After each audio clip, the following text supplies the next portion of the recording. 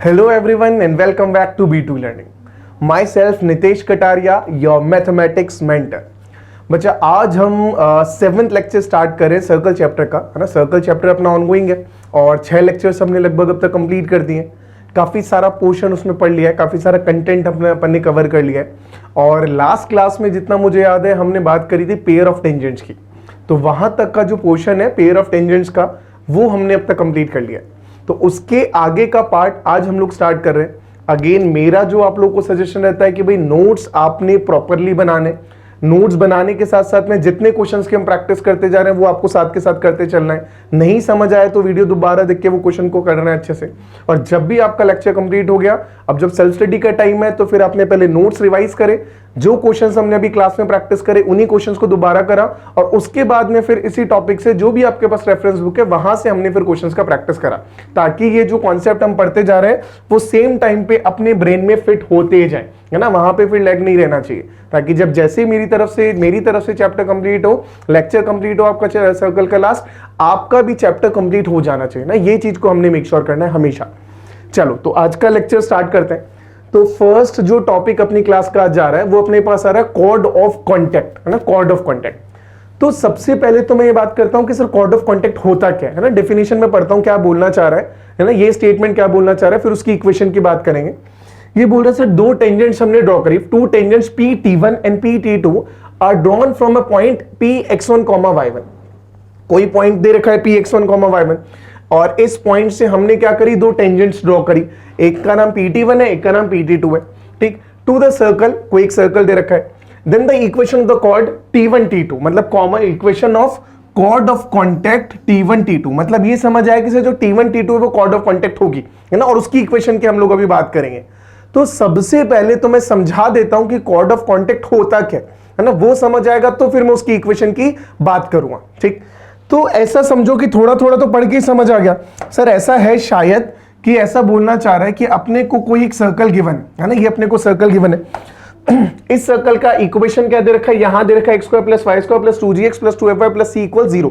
मतलब किस सर्कल की बात हो रही है सर, किसी भी जनरल सर्कल की बात हो रही है। मे बी सेंटर 0,0 हो, माइंड में भी सेंटर 4,7 हो, मे बी सेंटर अपने पास जो जा रहा है वो जो भी जा रहा है, मतलब h,k चाहे 0,0, यानी कि हर सर्कल की ये बात हो रही है। तो अगर कोई भी मेरे पास सर्कल है जिसका इक्वेशन गिवन है और उसके अलावा कोई P_T1, P_T2 दो टेंजेंट्स हैं, अरे भाई दो टेंजेंट्स कब ड्रॉ होगी, जब पॉइंट एक्सटीरियर में होगा। तो एक तो मेरे को पता चला कि सर सर्कल दे रखा है, उसके अलावा पता चला कि सर एक्सटीरियर में कोई पॉइंट दे रखा है, और इस एक्सटीरियर में जो पॉइंट गिवन है उस पॉइंट का नाम मैं P रख देता हूं। तो ये P पॉइंट है। अब किया क्या सर, इस P पॉइंट से हमने दो टेंजेंट्स ड्रॉ करी। दो टेंजेंट कौन सी ड्रॉ करी सर, एक टेंजेंट हमने ड्रॉ करी यहां से P_T1 और दूसरा टेंजेंट हमने यहां से ड्रॉ कर दिया P_T2। अब ये T1, T2 क्या बोलना चाह रहा हूं sir, T1, T2 basically point of contact है। तो इस टेंजेंट ने जो पॉइंट P से बनाया, उसने सर्कल को जिस पॉइंट पे टच करा उस पॉइंट का नाम मैंने T1 रख दिया ना, पॉइंट इज T1।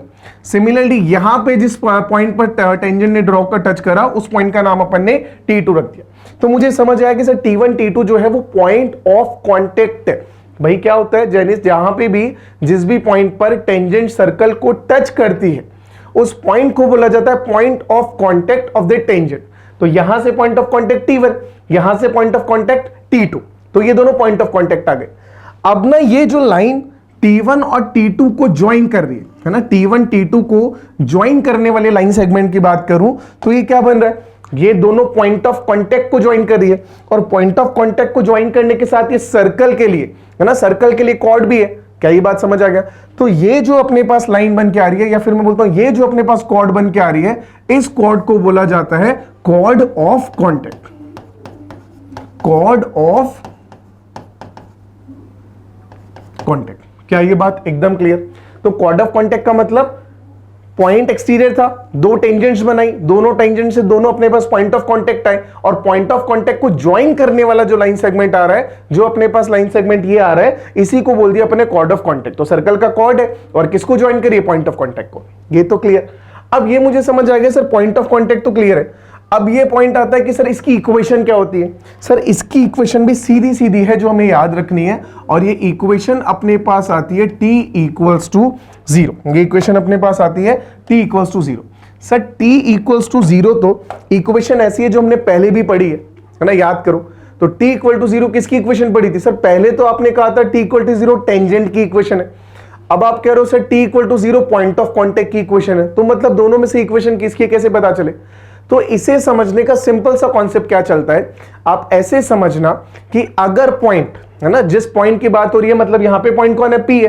तो if P is lying on the circumference of the circle, यानी कि on the circle, then t equal to 0 is the equation of the tangent from the point P which is lying on the circle.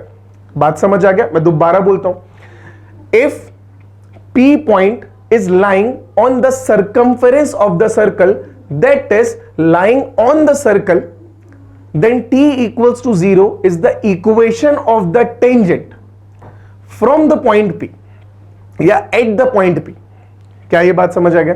तो अगर point P circumference पे लाई कर रहा है, circle के ऊपर लाई कर रहा है, तब तो t इक्वल टू 0 टेंजेंट को बता रहा है। Second case, if point P lies outside the circle, है ना, if P point lies outside the circle, then t equal to 0 represent या give the equation of chord of contact। तो अगर P बाहर लाई कर रहा है तो t equal to 0 chord of contact है, और अगर P सर्कमफेरेंस के ऊपर लाई कर रहा है तो t equal to 0 टेंजेंट की इक्वेशन है। इन दोनों में कंफ्यूज नहीं होना, सिंपल सा कॉन्सेप्ट है, t P बाहर तो कॉर्ड ऑफ कॉन्टेक्ट अपने पास t इक्वल टू 0 से आएगा। अगर P सर्कल के ऊपर यानी कि ऑन द सर्कल, तो उस केस के अंदर t इक्वल टू 0 अपने को उस पॉइंट पर टेंजेंट की इक्वेशन देगा। क्या ये पॉइंट एकदम क्लियर? तो अपने को पता चल गया, अगर मैं कॉर्ड ऑफ कॉन्टेक्ट की बात करूं तो इक्वेशन t इक्वल टू 0। अब t में कंफ्यूज मत हो जाना, अगर t में कंफ्यूज मत हो ना भाई, यहां पे t क्या बता रहा होगा? अगर यहां से देखो तो t का मतलब अगेन वही सारे रिप्लेसमेंट्स, सर x स्क्वायर को लिख देते हैं x into x1, y square को लिख देते हैं y into y1, 2g, x में x को लिखेंगे x प्लस x1 बाई 2, 2 से 2 कैंसिल हो जाएगा, तो बच जाएगा 2g x plus x1 plus 2, sorry ये 2 तो कैंसिल हो चुका है, सिमिलरली ये 2 भी कैंसिल हो चुका होगा, तो f times of y plus y1 और प्लस c इक्वल्स टू 0, है ना। ये आ गया अपने पास t equals to 0 and this is the equation of chord of contact. कोई दिक्कत नहीं, फ्रॉम द पॉइंट P, जो P पॉइंट अपने पास एक्सटीरियर में लाई कर रहा है, कोई दिक्कत नहीं है, एकदम परफेक्ट, एकदम परफेक्ट। आगे बढ़ जाओ सर। अब इसके अलावा 2-3 पॉइंट्स या मैं कुछ बोलता हूं कि कुछ प्रॉपर्टीज है जो कॉर्ड ऑफ कॉन्टेक्ट के साथ में आती है, उन प्रॉपर्टीज को एक बार और समझ लेते हैं। अब पहला मैं एक बार यहां पे सर्कल बना भी लेता हूं ताकि प्रॉपर्टीज को हम सर्कल के ऊपर समझ पाए। चलो, क्या बोलना चाह रहा है कि chord of contact only if the point is not inside. Even मैं बोलूंगा कि पॉइंट इज आउटसाइड ना, नॉट इनसाइड की जगह भी और क्लियरली बोलूं तो अपन बोल सकते हैं कि जब पॉइंट अपने पास आउटसाइड द सर्कल है ना, जब पॉइंट अपने पास आउटसाइड द सर्कल है, then only chord of contact can be formed. तो पहला कंडीशन तो पॉइंट को कहां होना पड़ेगा? सर्कल के बाहर होना पड़ेगा। परफेक्ट, समझ आ गया सर। अगला पॉइंट की बात करते हैं, length of chord of contact of T1 T2। अब ये समझ आ गया क्या बात हो रही है? सर अगर एक्सटीरियर में पॉइंट लाई कर रहा था तो हमने 2 टेंजेंट बनाई, एक टेंजेंट ऐसे बनी, दूसरी टेंजेंट ऐसे बनी, दोनों के पॉइंट ऑफ कांटेक्ट का नाम रखा, इसका T1 रखा था, इसका T2 रखा था, और ये जो पॉइंट लाइन थी ये था कॉर्ड ऑफ कांटेक्ट। अगर मैं इसकी लेंथ की बात करता हूं तो जो लेंथ मेरे पास निकल के आएगी वो ये लेंथ आएगी 2LR upon root over L square plus R square. यहां पे 2 वेरिएबल है, एक तो L है और एक R है, तो मैं दोनों का मतलब समझा देता हूं। यहां पे जो L अपने पास आ रहा है, L जो अपने पास आ रहा है, that is length of tangent, यानी कि अगर मैं P पॉइंट से टेंजेंट की बात, कॉर्ड ऑफ कांटेक्ट की बात कर रहा हूं, तो जो L है वो अपने पास PT1 के इक्वल है। अच्छा, ये हम ऑलरेडी पढ़ चुके हैं कि लेंथ ऑफ टेंजेंट किसके इक्वल आता है? सर लेंथ ऑफ टेंजेंट अपने पास आता है रूट ओवर S1 के इक्वल। लेंथ ऑफ टेंजेंट किसके इक्वल आता है? Root over S1। कोई दिक्कत नहीं सर। तो वापस से ध्यान रखना, यहां पे L किसको रिप्रेजेंट कर रहा है? रूट ओवर S1 को। क्यों भाई? क्योंकि L किसके इक्वल हो गया यहां पे? Length of tangent from the point P। कोई दिक्कत नहीं, और वो किसके इक्वल आता है? Root over S1। तो L तो अपने पास ही आ गया। अच्छा, R की बात करते हो तो R किसके इक्वल है? सर R तो रेडियस है, R तो पता ही अपने को, R रेडियस, तो R रेडियस और उसके अलावा L रूट ओवर S1 यानी कि लेंथ ऑफ टेंजेंट। तो यहां अपने को ध्यान रखना, तो T1 T2 किसके इक्वल आ गया? T1 T2 मतलब ये length, length of what? Length of chord of contact, and this is equals to 2 times of LR upon root over L square plus R square. 2 times of LR upon root over L square plus R square. कोई दिक्कत नहीं। Second अपने पास area of the triangle formed by the pair of tangent and its chord of contact. वापस समझना, area of triangle formed by the pair of tangents and its chord of contact. अब pair of tangent कौन सी आ गई यहां पे, PT1 PT2, ये दोनों तो पेयर ऑफ टेंजेंट है। And its chord of contact, chord of contact कौन सा है, T1 T2।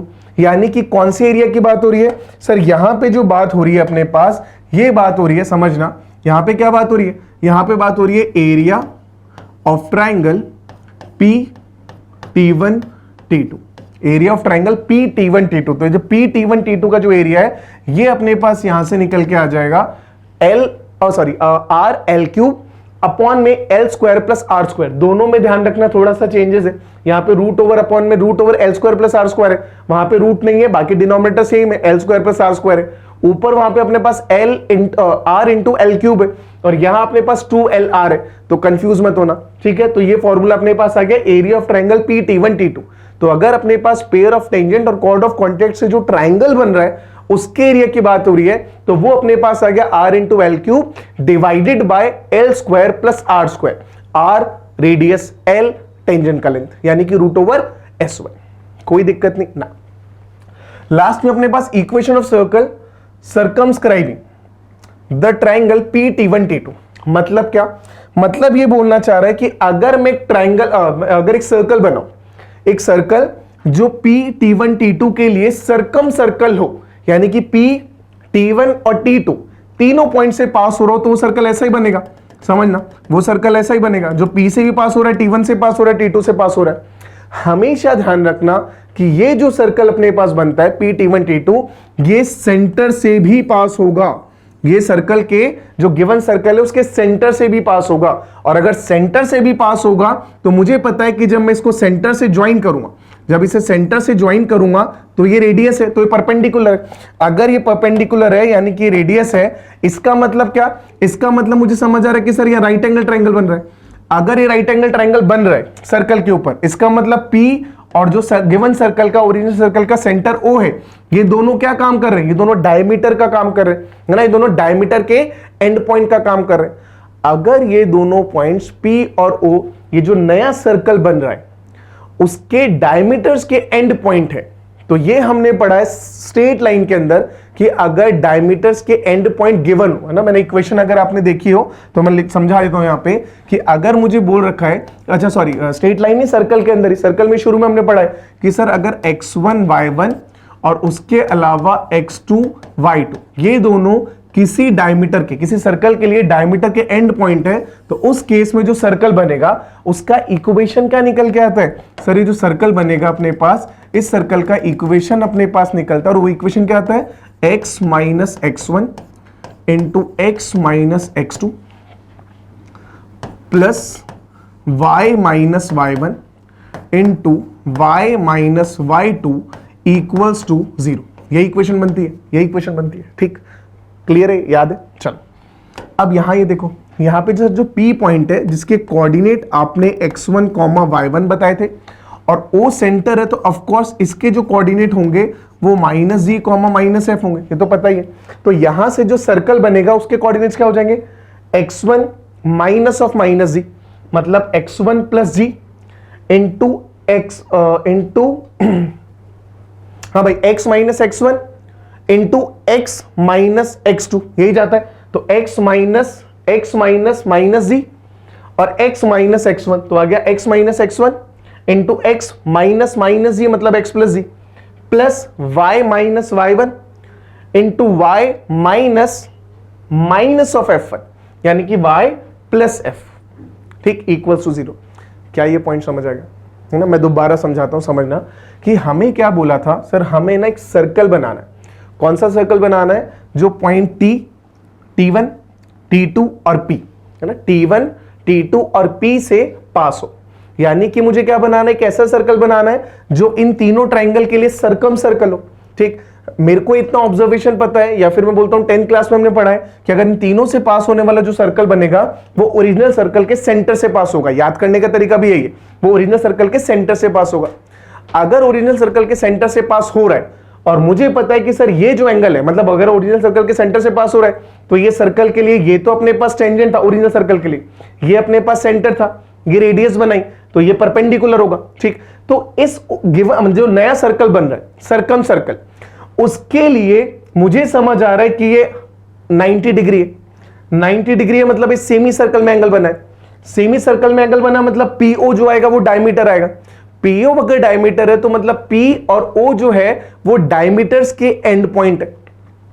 अगर वो दोनों डायमीटर्स के एंड पॉइंट है तो सर्कम सर्कल की जो इक्वेशन बन रही होगी वो क्या बनेगी, वो सीधा सीधा इक्वेशन बन जाएगा अपने पास x minus x1 into x minus x2, जहां पे x2 कौन है minus g, plus y minus y1 into y minus y2, y2 कौन है माइनस f, इक्वल्स टू 0।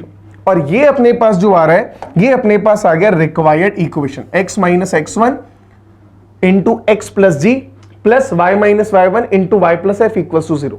याद कर पा रहे हो तो बढ़िया है, नहीं याद कर पा रहे हो तो सीधा सीधा समझने का तरीका है। और ये समझ आ गया तो मेरे को इक्वेशन याद करने की अलग से जरूरत नहीं, क्योंकि मुझे कॉन्सेप्ट क्लियर हो गया। क्या ये बात समझ आती है? परफेक्ट है। तो हमको समझ आ गया कॉर्ड ऑफ कॉन्टेक्ट क्या होता है। नेक्स्ट हमको समझ आया कॉर्ड ऑफ कॉन्टेक्ट की लेंथ कहां से आती है। फिर हमको समझ आया कि सर जो ट्राइंगल बन रहा है पेयर ऑफ टेंजेंट और कॉर्ड ऑफ कॉन्टेक्ट से मिलके उसका एरिया किसके इक्वल आएगा। फिर हमको समझ आया सर अगर मेरे को एक सर्कम सर्कल बनाना है जो इन तीनों पॉइंट से पास हो तो फिर उसका इक्वेशन क्या बनेगा ना। ये चार चीजें हमने पढ़ी। अब ये चारों चीजें पढ़ लिए तो एक काम करते हैं है ना, चारों से रिलेटेड क्वेश्चन करना स्टार्ट करते हैं। तो चारों से क्वेश्चन स्टार्ट करें तो पहला सवाल अपने पास आ रहा है equation of chord of contact. अब इसने इक्वेशन पूछ लिया, किसकी इक्वेशन पूछ रहा है सर, ये इक्वेशन अपने से पूछ रहा है कॉर्ड ऑफ कॉन्टेक्ट। ठीक, chord of contact of the tangents drawn from 1,2, मतलब P1,2 कौन सा पॉइंट होगा, P पॉइंट होगा, यानी कि एक्स वाला पॉइंट होगा, टू द सर्कल। अब ये सर्कल अपने को दे रखा है। ठीक, अब अपने को क्या फाइंड करना है, equation of chord of contact. ठीक, चलो तो जो इक्वेशन अपने को चाहिए, इक्वेशन ऑफ कॉर्ड ऑफ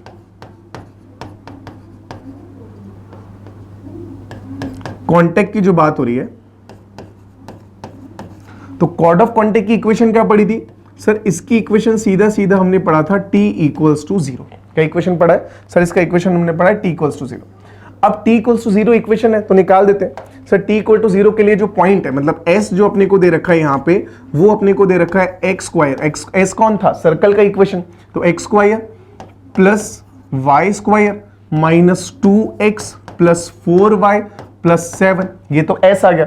अब मेरे को पॉइंट P के कोऑर्डिनेट चाहिए। P के कोऑर्डिनेट कौन से थे, जिस पॉइंट से हम लोग टेंजेंट बना रहे हैं, तो कौन सा पॉइंट था अपने पास 1,2, तो ये P आ गया। अब अपने को कॉर्ड ऑफ कॉन्टेक्ट की इक्वेशन चाहिए, तो अब कॉर्ड ऑफ कॉन्टेक्ट की इक्वेशन यानी कि t इक्वल्स टू 0, तो t कितना आ रहा है अपने पास, अब निकाल दो भाई। यहां से अगर t निकालेंगे तो x स्क्वायर की जगह x इंटू x1 इज 1, तो यहां से आ गया x प्लस वाई स्क्वायर की जगह y इंटू y1 की वैल्यू 2, तो 2 into y minus 2 times of x plus x1 by 2, तो x यानी कि x प्लस 1 अपॉन 2 प्लस 4, y की जगह y प्लस 1 बाई 2, तो y plus y1 is 2 upon 2, यही आ रहा है ये, और प्लस 7, ये आ गया t, और मुझे करना है t को किसके इक्वेट, 0 के इक्वेट, तो यहां से कर लेते हैं। अब जैसे इसको सॉल्व करें तो यहां से कितना आ रहा है sir, x plus 2 times of y।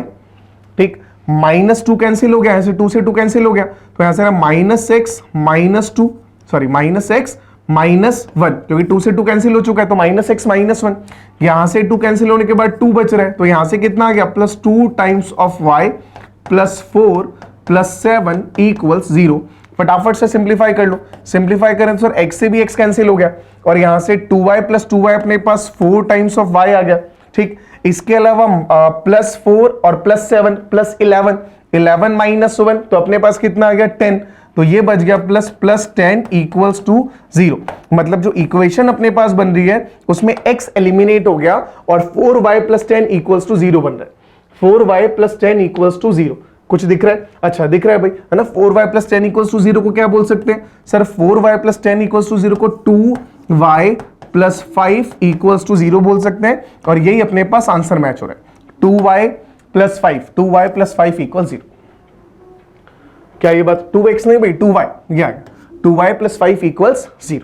आराम से देख, बिल्कुल बेसिक सवाल, पॉइंट दे रखा है, सर्कल का इक्वेशन दे रखा है, कॉर्ड ऑफ कॉन्टेक्ट की इक्वेशन पूछी है, तो इक्वेशन अपने को पता है t = 0, तो t = 0 पुट करा, रिजल्ट आ गया, मार्क कर दिया तो अब आगे बढ़ गए।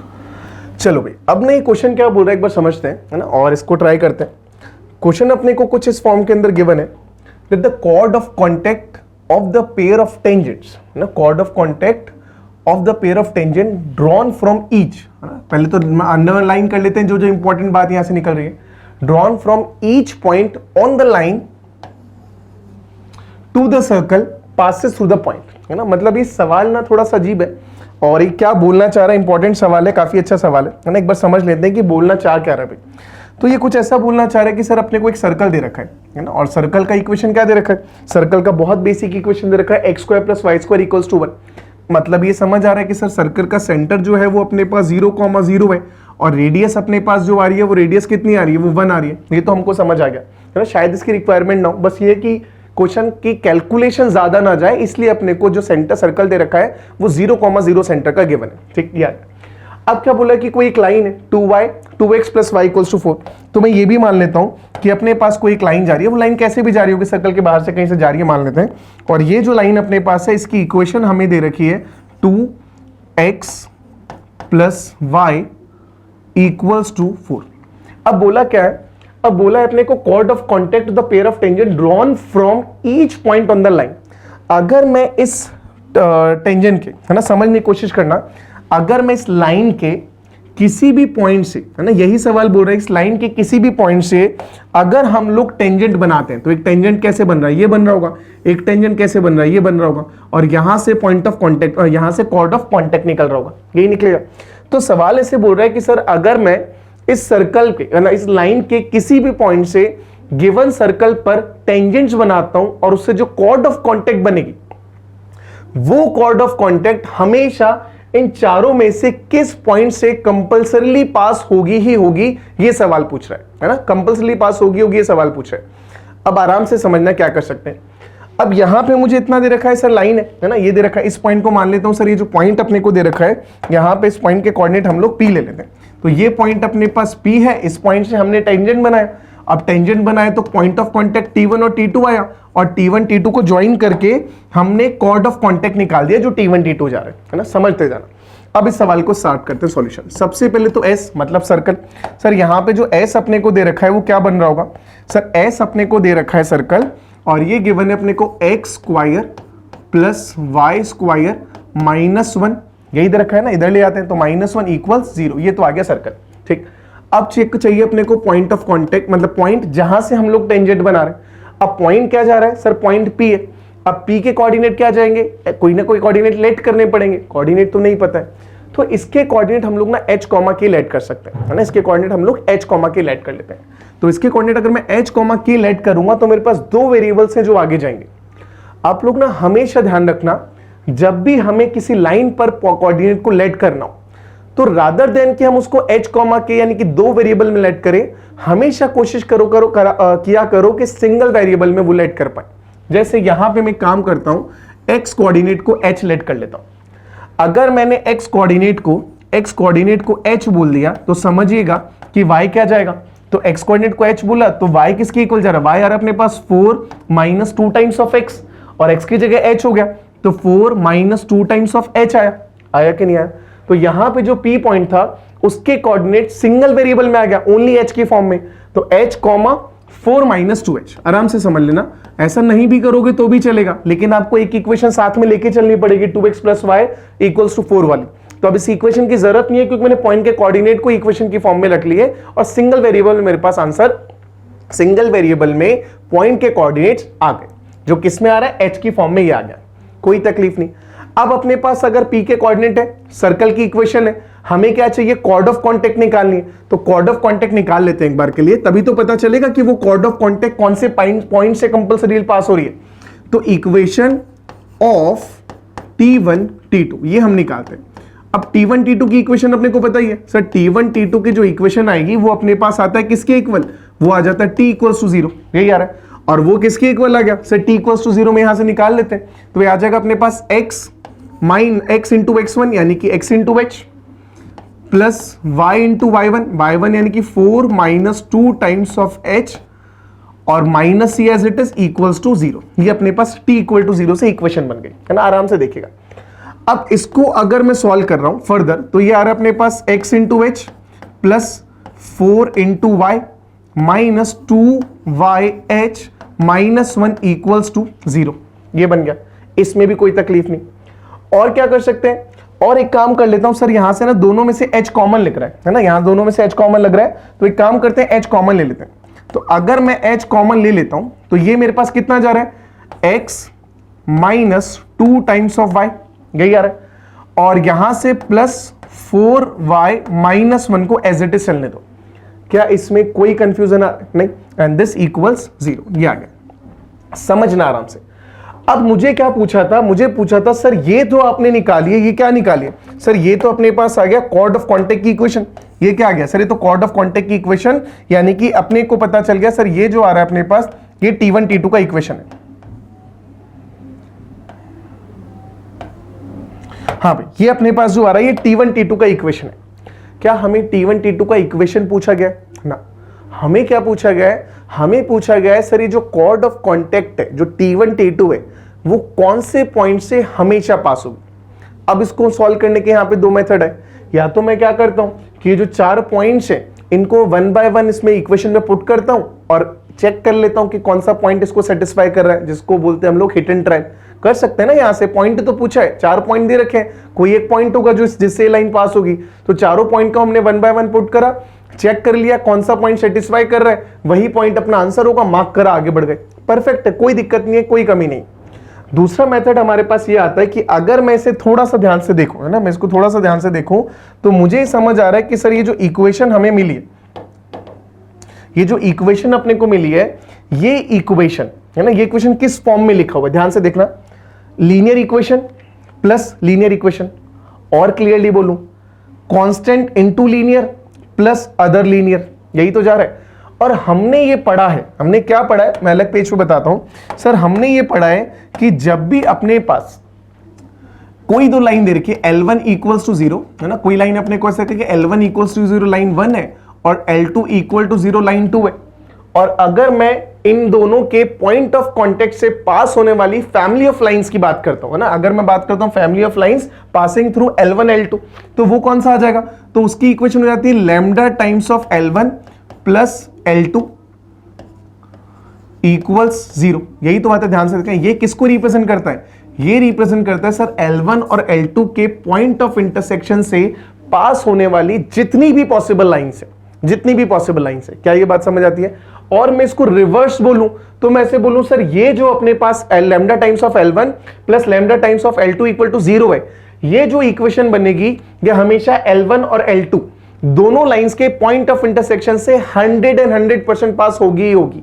वापस से मैंने क्या बोला, फिर बोलता हूं कि अगर lambda times of L1 equals to 0, lambda times of L1 plus L2 equal 0 जो इक्वेशन है ये हमेशा L1 plus L2, L1 and L2 के पॉइंट ऑफ कांटेक्ट से यानी इंटरसेक्शन पॉइंट से पास होगी ही होगी। बात समझ आ गया?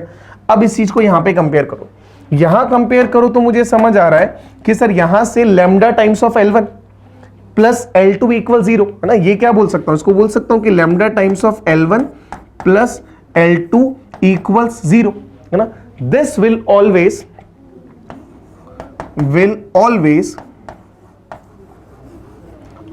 passes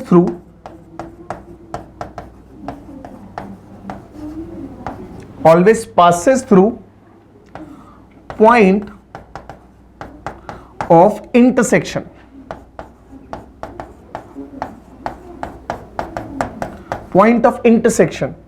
of L1 and L2।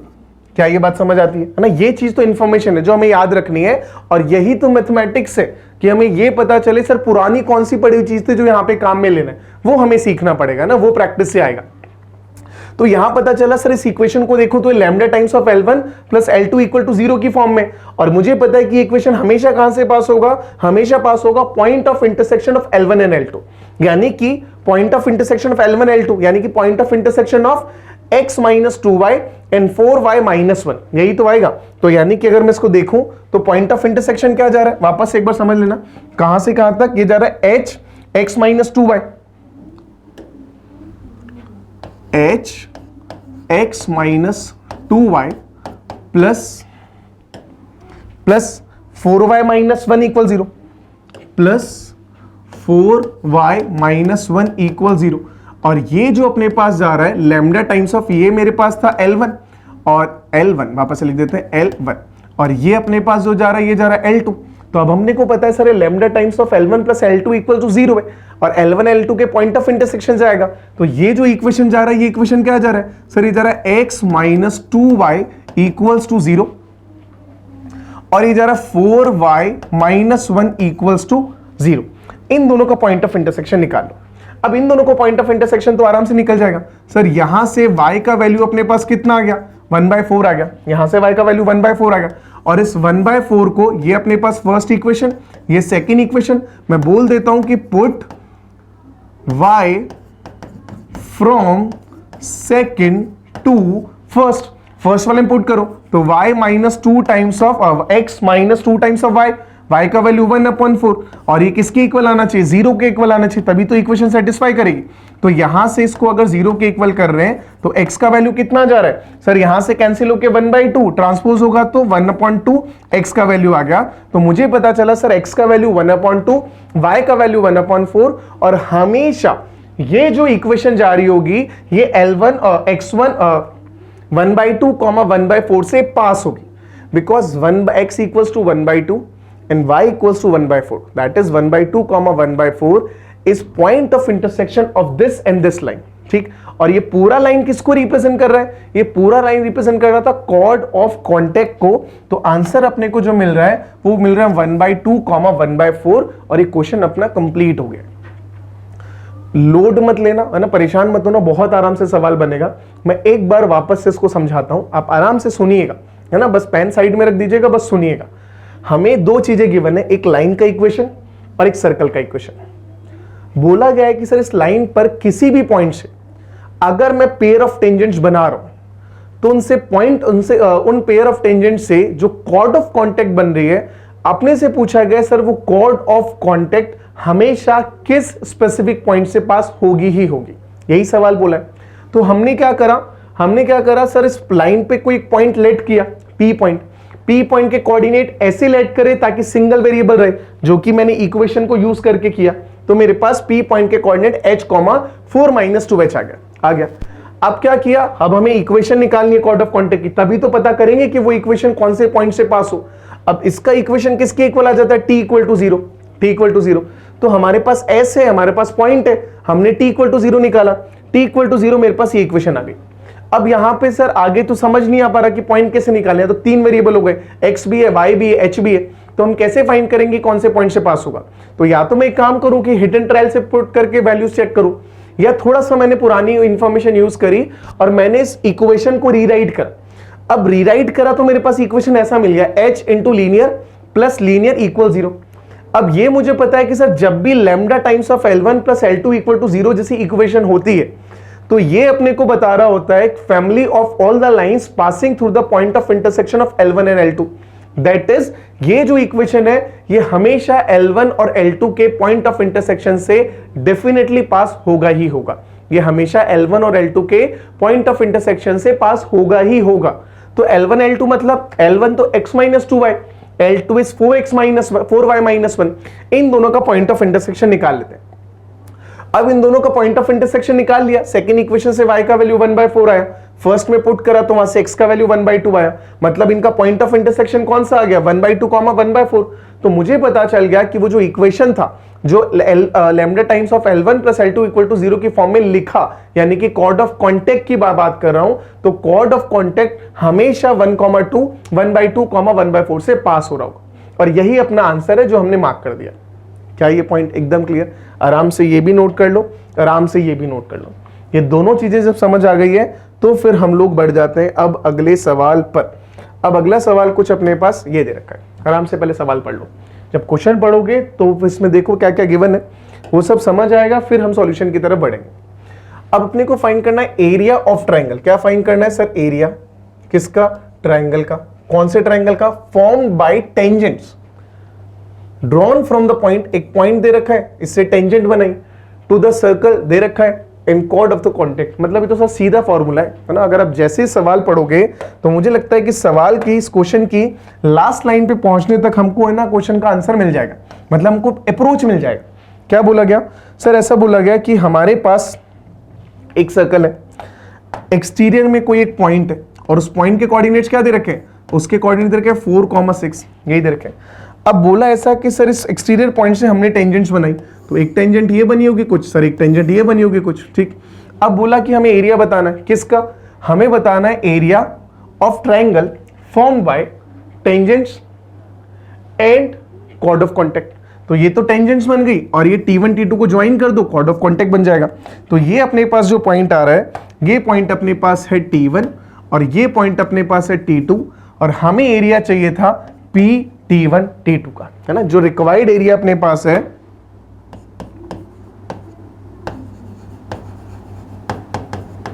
Required area, वो क्या आ रहा है? वो अपने पास आ रहा है area of triangle P T1 T2। अब इसका एरिया बताना है। अब इसके एरिया का हमने ना सीधा फॉर्मूला पढ़ा है, आप अगर ध्यान से रिवाइज करो, मैं आपको हल्का सा बता भी देता हूं कि हमने शुरू में ही कुछ पॉइंट पढ़े थे, कुछ प्रॉपर्टीज पढ़ी थी, और प्रॉपर्टीज ये पढ़ी है, और यहां पे area of triangle formed by the pair of tangent in chord of contact, यही तो पूछा है। किसके इक्वल आ गया? R into L cube upon R square plus L square, यही आया। तो यही फॉर्मूला बस हमने यूज करना है। तो R इंटू एल क्यूब कहां गया? वही अपना क्वेश्चन ये। तो किसके इक्वल आ गया सर? ये अपने पास यहां से जो एरिया आ रहा है, ये अपने पास आ रहा है R into L cube upon में R square plus L square, बस ये फॉर्मूला है, ठीक। अब यहां पे मुझे दो तीन चीजों की रिक्वायरमेंट है, दो ही चीजें चाहिए वैसे तो, एक तो रेडियस चाहिए और एक हमको एल चाहिए। एल क्या होता है? एल होता है अपने पास लेंथ ऑफ टेंजेंट। एल क्या होता है? Length of tangent. तो लेंथ ऑफ टेंजेंट चाहिए और ये चाहिए, दोनों चीजें फाइंड कर दो। तो सबसे पहले तो रेडियस निकाल लेते हैं। तो अगर सबसे पहले की मैं बात करता हूं, यानी कि रेडियस की बात करता हूं, तो रेडियस जैसे क्वेश्चन का इक्वेशन देखता हूं तो मुझे लगता है कुछ चाहिए ही नहीं। Sir x square plus y square equals to 25, ये तो सेंटर 0,0 और रेडियस 5 है, तो इक्वेशन रेडियस की लेंथ तो आ गई। अब मुझे क्या चाहिए? मुझे एल चाहिए। अच्छा, एल किसके इक्वल आता है? Length of tangent. तो वैसे तो लेंथ ऑफ टेंजेंट भी बहुत इजीली आ जाएगी, है ना। लेंथ ऑफ टेंजेंट किसके इक्वल आ जाता है? सर ये आ जाता है रूट ओवर S1 के इक्वल, है ना। ये किसके इक्वल है? Root over S1। तो वो फाइंड कर देता है। अच्छा, रूट ओवर S1 का मतलब क्या? याद कर लो, S1 किसके इक्वल है वो हमको पता ही है। तो यहां से रूट ओवर एक्स स्क्वायर में x को किससे रिप्लेस करेंगे? x1 से। तो x1 अपने पास कौन है भाई? यहां से 4। तो यहां से x की जगह 4 पुट करा तो ये अपने पास आ गया 4 square plus y square. y की जगह क्या पुट करेंगे? 6, यानी कि 6 स्क्वायर और माइनस ये 25 एज इट इज, तो माइनस 25 ये आ गया। अगर ये आ गया तो l निकाल लेते हैं अभी। तो अगर यहां से l फाइंड कर रहे हैं तो कितना आ गया? तो यहां से अपने पास आ रहा रूट ओवर, यहां से कितना मिल रहा है भाई? यहां से अपने को मिल गया 4 square which is 16 plus 36 minus 25। Sir इसका वैल्यू निकाल दो। इसका वैल्यू निकाल रहे हैं तो कितना जा रहा है? सर यहां से मेरे को मिल रहा है 36 प्लस 36 माइनस 25 11, 11 प्लस 16, 11 प्लस 16 मिल रहा है सर 17, 27, और 27 आ गया एल का वैल्यू। 27 को और क्लियरली लिख दो सर, 27 को आई कैन राइट एज 3√3 आ गया। तो ये हमारे पास आ गया, ये हमारे पास आ गया एल, ये हमारे पास आ गया आर। दोनों चीजें आ गया। तब तो क्या करना है? तब तो हमें कुछ भी नहीं करना सर, एरिया फाइंड करना है। तो एरिया निकाल लेते हैं। अब यहां से हम लोग अगर एरिया की बात करते हैं तो एरिया किसके इक्वल आ गया? फॉर्मूले में पुट करो r which is 5 into L cube. L cube मतलब √27 का पावर 3। तो यहां से अपने पास कितना आ जाएगा? इसका पावर अपने पास रूट ओवर 27 और इसका पावर यहां मैं बोल देता हूं जो अपने पास लिखा हुआ है, जो शॉर्ट फॉर्म लिखा हमने, ये अपने पास इसका पावर कितना? 3 अपॉन में L square plus R square.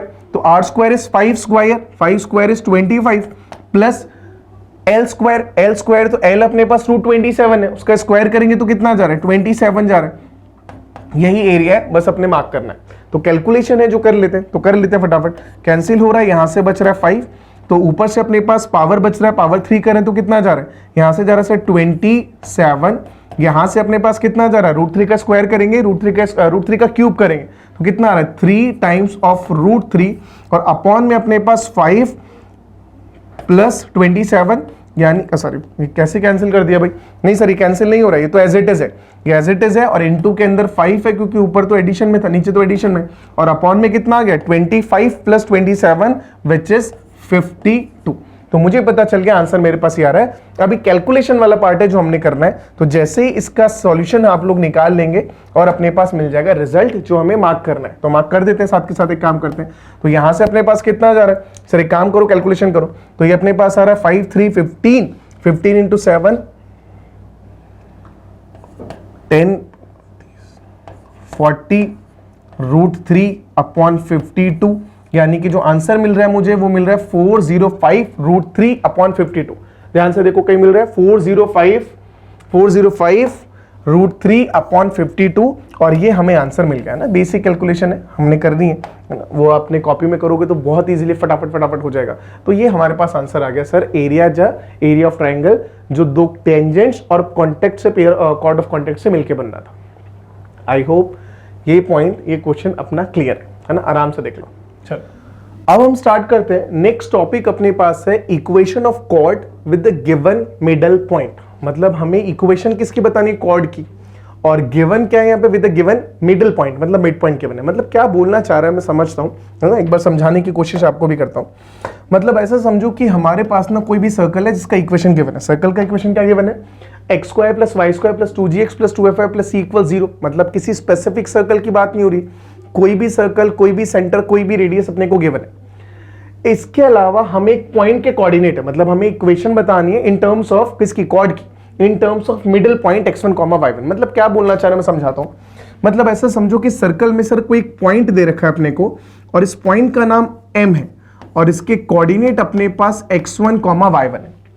अब सर अगर मैं इस m से पास होने वाली कॉर्ड्स की बात करूं तो कितनी कॉर्ड्स होंगी सर्कल की जो m से पास करे, अगर m इंटीरियर के अंदर है यानी कि इनसाइड द सर्कल है, तो सर m से पास होने वाली नंबर ऑफ कॉर्ड्स तो इनफाइनाइट ऑफ कोर्स है ना, बहुत सारी कॉर्ड्स होंगी जो m से पास हो रही होंगी, बहुत सारी कॉर्ड्स होंगी। अच्छा, इन सारी कॉर्ड में से केवल एक कॉर्ड होगी जिसके लिए m मिड पॉइंट हो ना, समझिएगा, है ना। इतनी सारी कॉर्ड्स में से कोई एक कॉर्ड होगी जिसके लिए m मिड पॉइंट हो। तो मान लेता हूं कि सर ये जो कॉर्ड है ना, ये जो अपने पास कॉर्ड है, ये कॉर्ड ऐसी कॉर्ड है जिसके लिए m मिड पॉइंट है, तो बाकी सारी कॉर्ड्स हटा देता हूं। तो मतलब ऐसे समझो कि मेरे पास जो गिवन था वो गिवन अपने को इतना था कि सर m एक पॉइंट है सर्कल के अंदर, सर्कल का इक्वेशन दे रखा है और मुझे इतना पता है कि सर m से पास होने वाले इनफाइनाइट कॉर्ड्स हैं। उस सारी इनफाइनाइट कॉर्ड में से कोई एक कॉर्ड है जिसके लिए m सेंटर है, जिसके लिए m मिड पॉइंट है ना, जिसके लिए मिड पॉइंट है। तो एक कॉर्ड बना दी m जिसका मिड पॉइंट है, इस कॉर्ड के जो एंड पॉइंट्स उसको मैं a और b बोल देता हूं। तो अगर मैं अब AB के इक्वेशन की बात करूं जहां पे मिड पॉइंट गिवन हो, तो S अपने को दे रखा है, S अपने को दे रखा है, M भी अपने को गिवन है, M यानी कि मिड पॉइंट किसके, एक कॉर्ड के। अब अपने को बताना क्या है, तो अगर मैं कॉर्ड की इक्वेशन की बात करूं तो ये इक्वेशन किसके इक्वल आ जाएगा सर, ये इक्वेशन अपने पास आ जाता है T = S1। ये इक्वेशन किसके इक्वल आ गया सर, ये अपने पास आ गया T = S1 और मुझे इसे एज इट इज याद रखना है बिकॉज यही इक्वेशन मैं बाद में ना पैराबोला में पढ़ूंगा, बाद में इलिप्स में पढ़ेंगे, बाद में हाइपरबोला में पढ़ेंगे। मतलब लगभग सबके अंदर सेम इक्वेशन जा रही है, हल्के फुल्के चेंजेस पॉसिबिलिटी है, वो जब पढ़ेंगे तब हम बात करेंगे। अभी तक इतना पता चलता है कि सर अगर मैं सर्कल के अंदर कोई पॉइंट गिवन है और मुझे उस कॉर्ड की इक्वेशन बतानी है जिसके लिए given point as a mid point होगा, तो उस इक्वेशन का, उस कॉर्ड का इक्वेशन अपने पास T = S1 आ जाएगा। S1 और T के वही यूजुअल मीनिंग जो हम हमेशा से रखते हैं। S अपने को गिवन होगा, S1 हम फाइंड कर सकते हैं बिकॉज अपने को M गिवन है, x1, y1 गिवन है, और similarly we can find T also. तो T = S1 will be the equation of chord AB where M is the mid point of AB। क्या ये पॉइंट एकदम क्लियर, सिंपल सा formula याद रखना है। ठीक है। और ये जो कुछ कुछ पॉइंट इसमें अगर समझूं तो ऐसा भी बोला जा सकता है, हो सकता है 2 पॉइंट है ना, हो सकता है अपने पास इसी क्वेश्चन को दूसरे तरीके से बोल दे। कैसे फ्रेम करके बोले कि सर अगर मैं सर्कल के सेंटर की बात करूं तो यहां पे कहीं सेंटर है, अच्छा इस सेंटर से है ना, इस सेंटर से अगर मैं एम को ज्वाइन करता हूं तो मुझे पता है कि सर परपेंडिकुलर होगा और ये दोनों इक्वल होंगे, बिकॉज कॉर्ड अपने को पता है कि सर्कल की प्रॉपर्टी है कि अगर किसी भी कॉर्ड के मिड पॉइंट को सेंटर से ज्वाइन करते हैं तो परपेंडिकुलर भी होता है। और दूसरे लैंग्वेज में बोलूं तो अगर कॉर्ड के किसी भी कॉर्ड पे सर्कल के सेंटर से हम लोग परपेंडिकुलर ड्रॉ करते हैं तो उसको बाइसेक्ट भी करता है, मतलब परपेंडिकुलर और बाइसेक्टर सेम चीज होता है सर्कल के केस में, ये चीज हमको पता है। और ये भी दूसरी चीज समझ लेना कि इस एम पॉइंट से जो इनफाइनाइट कॉर्ड्स पास हो रही थी, उस इनफाइनाइट कॉर्ड में से वो कॉर्ड जो सर्कल के सबसे नियरेस्ट है, जिसका डिस्टेंस सर्कल के सेंटर से, वापस से बोलता हूं, जो सेंटर के नियरेस्ट है मतलब जिसका डिस्टेंस सेंटर से स्मॉलेस्ट है, वो अपने पास ए बी ही होगी, यानी कि वही कॉर्ड होगी जिसका मिड पॉइंट ए बी, जिसका मिड पॉइंट एम है। क्या ये बात समझ आती है? वापस से बोल रहा हूं, एम पॉइंट से पास होने वाली इनफाइनाइट कॉर्ड में से वो कॉर्ड जो सेंटर से, जिसका डिस्टेंस स्मॉलेस्ट है ना, जिसका डिस्टेंस सर्कल के सेंटर से स्मॉलेस्ट है, वो वही कॉर्ड है जिसके लिए एम मिड पॉइंट हो। क्या ये बात समझ आती है? यानी कि यही कॉर्ड जो t इक्वल्स टू s1 से आएगा। तो अपने से दो तरीके से क्वेश्चन पूछ सकता है, हो सकता है अपने को बोल दे कि सर m मिड पॉइंट है, अब इक्वेशन बता दो कॉर्ड की। दूसरा हो सकता है कि सर m से पास होने वाली उस कॉर्ड का इक्वेशन बताओ जो सेंटर के नियरेस्ट है, जो सेंटर के क्लोजेस्ट है, तो भी आंसर अपने पास a b जा रहा है, तो भी अपने पास इक्वेशन जो आ रहा है वो t इक्वल्स टू s1 ही जा रहा है। क्या ये पॉइंट एकदम क्लियर? t का मीनिंग हमको पता है, s1 का मीनिंग हमको पता है क्योंकि s दे रखा और पॉइंट के कोऑर्डिनेट दे रखे हैं। अब ये चीज आ गया तो अब इससे रिलेटेड क्वेश्चन का प्रैक्टिस हम लोग देख लेते हैं। तो सवाल अपने को गिवन है कि find the equation of the chord of the circle. Again एक सर्कल गिवन है, अच्छा कोई भी सेंटर हो कोई फर्क नहीं पड़ता, गिवन मैंडेटरी नहीं कि 0,0, तो कोई भी जनरल सर्कल है और हुज मिडिल पॉइंट इज 1,-1। तो अपने को मिड पॉइंट दे दिया और सर्कल का इक्वेशन दे दिया और अपने को बताना क्या, कॉर्ड का इक्वेशन। तो अब लिख लेते हैं। सर एस तो हमें गिवन ही है, एस कितना आ रहा है? एस आ रहा है x square plus y square plus 6x plus 8y minus 11 equal 0। ये तो आ गया एस। इसके अलावा अब मैं बात करता हूं पॉइंट की। तो सर जो पॉइंट अपने पास है, जहां पे m को मैं पॉइंट कंसीडर कर रहा हूं, यहां पे इस पॉइंट के कोऑर्डिनेट अपने पास 1,-1 है, ठीक। और हमें क्या बताना है? हमें बताना है इक्वेशन ऑफ कॉर्ड। अब कॉर्ड की इक्वेशन की बात करूं तो अभी प्रॉपर्टी पढ़ी, अभी इक्वेशन पढ़ा है, किसके इक्वल होता है? सीधे t इक्वल टू s1 होता है। तो सर ये फाइंड कर दो। अब ये फाइंड करने के लिए तो पहले तो एक काम करता हूं सर, s1 निकाल लेते हैं। तो अगर मैं यहां से s1 निकालना चाहूं, है ना, तो s1 निकाल लेते हैं। तो s1 किसके इक्वल आ जाएगा? सर s1 में कुछ भी नहीं करना, x को x1 से और y को y1 से रिप्लेस करना है, यानी कि x को 1 से और y को -1 से। तो रिप्लेस करो, तो यहां से x की जगह 1 पुट करा, तो ये अपने पास जा रहा 1 square plus -1 square plus 6 into 1 plus 8 times of -1 minus 11, यही तो आएगा। वैल्यू चेक करो, तो यहां से आ रहा 1 plus 1 plus 6 minus 8 minus 1, result निकाल लो। तो यहां से आ रहा 6 7 8 कैंसिल, किसके इक्वल आ गया? सर ये आ गया -1। तो ये तो मेरे पास s1 आया। अब क्या चाहिए? अब t चाहिए। t का वैल्यू भी निकाल लेते हैं। t में हमें पता है सारे रिप्लेसमेंट्स, तो x स्क्वायर को लिखा x into x1 plus y square को लिखा y इंटू y1, ठीक, प्लस 6x को लिखा x प्लस x1 अपॉन 2, ठीक, y को लिखा प्लस 8 इंटू y को y प्लस y1 यानी कि -1 अपॉन 2, कोई दिक्कत नहीं, -11 एज इट इज। ये अपने पास t आ गया। वापस से लिख लेते हैं। तो सर यहां से t मुझे जो मिल रहा है समझना, तो ये कैंसिल होने के बाद 3, ये कैंसिल होने के बाद 4। तो एक काम करते हैं, इसको लिख लेते हैं सिंप्लीफाइड फॉर्म में। तो यहां से अपने को मिला 3x plus x, 4 times of x plus minus y, और यहां से y मिल रहा है 4y, तो 4y minus y that is plus 3 times of y, कोई दिक्कत नहीं ना। कांस्टेंट टर्म यहां से आ रहा है 3, यहां से आ रहा है -4, तो 3 -4 यानी कि -1 और -11 यानी कि -12 इक्वल्स 0। नहीं 12 बस यहां तक है ना, t इक्वल टू 0 नहीं बोला, बस t निकाला था। तो t मेरे पास आ गया, s1 अपने पास आ गया। अब इक्वेशन निकाल लेते हैं। तो अब यहां से अगर मैं इक्वेशन की बात कर रहा हूं तो इक्वेशन किसके इक्वल है? t इक्वल्स टू s1, यानी कि t मतलब 4x प्लस 3y माइनस 12, ये तो आ गया t equals to S1। S1 किसके इक्वल है सर? S1 का वैल्यू अभी भी निकाला -1, तो यहां से आ गया इक्वल्स -1। बस इक्वेशन निकाल दो सर। इक्वेशन क्या निकल रहा है? 4x प्लस 3y -1 इधर आ जाएगा तो -11 equals to 0 and this is the required equation जो हमें चाहिए थी, जो किसको रिप्रेजेंट कर रही है? उस कॉर्ड को, है ना, उस कॉर्ड को जिसके लिए m यानी कि 1, -1 मिड पॉइंट है। तो बस इतना ही अपने को चाहिए था और वो हमको मिल गया। क्या ये बात समझ आ गई? चलो अभी अपने पास क्वेश्चन है ना, ध्यान से देखना, बढ़िया सवाल है। The locus of centres of the circles, है ना, मतलब अपने पास शायद कई सारे सर्कल्स बन रहे होंगे, अलग अलग सेंटर्स बन रहे होंगे, इसीलिए वो सारे सेंटर जितने भी सर्कल्स बन रहे हैं उनके जितने भी सेंटर्स बन रहे हैं उसके लोकस की बात हो रही है ना, सवाल पढ़ते ही समझ आ रहा है। तो the locus of centres of the circle such that the point given, क्या है? पॉइंट गिवन है 2,3 is mid point of the chord, ये गिवन है। मतलब हमें दो चीजें गिवन है, एक तो कॉर्ड का इक्वेशन गिवन है ना, जो कॉर्ड बन रही है, और उस कॉर्ड का मिडिल पॉइंट गिवन है, और हमें सर्कल के सेंटर्स का लोकस बताना है। मतलब ये थोड़ा सा डिफरेंट क्वेश्चन। अब इतना तो आइडिया लग रहा है, मिड पॉइंट गिवन है, कॉर्ड का इक्वेशन गिवन है, मतलब कॉन्सेप्ट तो ये यूज होगा जो हम चला रखे हैं अभी कि कॉर्ड जिसका मिड पॉइंट गिवन हो, ठीक। लेकिन थोड़ा सा अलग तरीके से पूछा हुआ है। अब इस सवाल को क्या करते हैं, काम करते हैं, है ना, पहले एक बार ड्रॉ करने की कोशिश करते हैं। मान लेते हैं कि सर्कल कुछ ऐसा होता, अगर ऐसा सर्कल होता तो उसका सेंटर कुछ ऐसा हो रहा होता, है ना, और उसकी कोई ना कोई कॉर्ड बन रही होती। तो मान लेते हैं कि सर ये तो वो कॉर्ड है जिसका इक्वेशन अपने को गिवन है, और ये इक्वेशन क्या गिवन है? ये इक्वेशन अपने को गिवन है 5x plus 2y equals to 16, ये इक्वेशन आई। अच्छा, इस कॉर्ड का मिड पॉइंट जो है वो भी हमें गिवन है। इस कॉर्ड का मिड पॉइंट हमें क्या गिवन है सर? इस कॉर्ड का मिडिल पॉइंट हमें गिवन है यहां से 2,3, ये गिवन। अब हमें क्या बताना है? बताना सेंटर के कोऑर्डिनेट। हमें क्या बताना है? सेंटर के कोऑर्डिनेट। और सेंटर के कोऑर्डिनेट क्यों बताना है? क्योंकि उसका लोकस बताना है।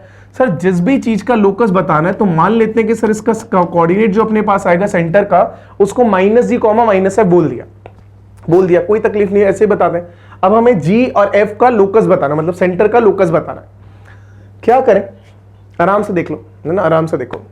या तो ऐसा करूं कि मैं सर्कल का इक्वेशन लेट कर लूं कि सर कोई सर्कल होगा, है ना, जिसका इक्वेशन अपने पास x² + y² + 2gx + 2fy + c = 0 आ रहा होगा, और उस सर्कल के लिए मिड पॉइंट ये दे रखा है, इक्वेशन ये दे रखी है, तो हमने कॉर्ड की इक्वेशन निकाल दी जिसका मिड पॉइंट ये गिवन हो। वो कैसे निकलेगा? t = s1 से निकलेगा। फिर t = s1 से जो इक्वेशन निकलेगी, कॉर्ड ऑफ कॉन्टेक्ट इक्वेशन निकलेगी कॉर्ड की, उस कॉर्ड की इक्वेशन को इससे कंपेयर कर दिया, और जब दोनों को कंपेयर कर देंगे तो वहां से अपने पास कुछ रिलेशन निकल सकता है। तो एक तरीका तो मेरे को ये दिख रहा है ना, जो कंपैरेटिवली इजी है, फॉर्म में शायद दिख जाएगा क्योंकि जी और एफ की फॉर्म में इक्वेशन बनेगी, करेक्ट है, कोई दिक्कत नहीं। दूसरा, अगर मैं थोड़ा सा और शॉर्ट तरीके से समझूं तो मैं ऐसा कर सकता हूं कि मुझे पता है कि ए बी जो इक्वेशन है ना, ये अपने पास ए मान लेते हैं, इस पॉइंट को हम लोग बी मान लेते हैं, तो ए बी अपने पास क्या बना? ए बी अपने पास कॉर्ड बन गया। और एक काम ये करता हूं कि सर इस कॉर्ड पर सेंटर से अगर मैं ज्वाइन करता हूं मिड पॉइंट को, तो हमें ये पता है कि सर ये जो बनेगा ना, ये परपेंडिकुलर बनेगा ऐसा। क्या ये बात समझ आती है? हाँ सर बिल्कुल पता है चीज। क्यों? क्योंकि सेंटर से रेडियस, सेंटर से बना रहे हैं, सेंटर से जब भी कॉर्ड के मिड पॉइंट को ज्वाइन करते हैं तो परपेंडिकुलर बनता है, कोई दिक्कत नहीं ना। तो मुझे यहां से ये पता चला, सेंटर का नाम ओ रख लेते हैं, ये जो मिड पॉइंट है इसका नाम ओ, एम है ही अपने पास। तो मैं काम करता हूं, तो यहां से मुझे ये पता चला कि अगर मैं स्लोप बात कर रहा हूं ए बी का, तो ए बी का स्लोप इनटू स्लोप की बात कर देता हूं मैं ओ एम का, है ना, ओ एम का, और ए बी के स्लोप की बात कर रहा हूं। तो यहां से रिलेशन कंफ्यूज मत होने, काम करते हैं एम का नाम कुछ और रख देते हैं, पी रख देते हैं, बिकॉज एम ऑलरेडी मैं यूज कर रहा हूं किसके लिए? स्लोप के लिए, है ना। तो कंफ्यूजन ना हो, मेरी हैंडराइटिंग वैसे इतनी है तो आपको समझने में थोड़ा दिक्कत शायद होता ही हो वैसे ही। तो ए बी का स्लोप इनटू में स्लोप ऑफ ओ पी। अच्छा, दोनों परपेंडिकुलर है तो स्लोप का प्रोडक्ट क्या जा रहा होगा सर? -1 जा रहा होगा, ये तो समझ आता है। अच्छा सर, ए बी का स्लोप, ए बी तो इक्वेशन गिवन ही है तो इसका स्लोप तो निकाल सकते हैं। सर यहां से अगर मैं स्लोप निकाल रहा हूं तो मुझे पता है this is y equals to -5x/2 और प्लस में 8, यही जा रहा है। तो स्लोप किसके इक्वल आ गया? y is equals to m, m कितना आ गया? -5/2। तो ए बी का स्लोप अपने को मिल रहा है -5/2 प्लस इंटू ओपी का स्लोप, अब ओपी का स्लोप निकालना है तो कैसे निकाले सर, एक पॉइंट दे रखा है, एक पॉइंट हमने लेट कर रखा है, तो निकाल लो y2 minus y1 upon x2 minus x1। तो यहां से y2 that is 3 minus minus f यानी कि प्लस f अपॉन में x2 माइनस x1, x2 कितना दे रखा है 2 और 2 माइनस माइनस g यानी कि 2 प्लस g, और इनका प्रोडक्ट कितना आ गया सर, ये -1 आ गया, इसमें कोई दिक्कत नहीं ना। अब इसको सिंप्लीफाई कर लो, इसको अगर मैं सिंप्लीफाई कर रहा हूं तो यहां से मुझे जो इक्वेशन मिल रही है, काम करते हैं -5/2 तो पहले वहां भेज देते हैं, तो ये बन रहा है 3 प्लस एफ अपॉन में 2 प्लस जी इक्वल्स टू, ये माइनस तो माइनस से कैंसिल हो गया और ये ट्रांसपोज होगा तो 2/5 बन गया।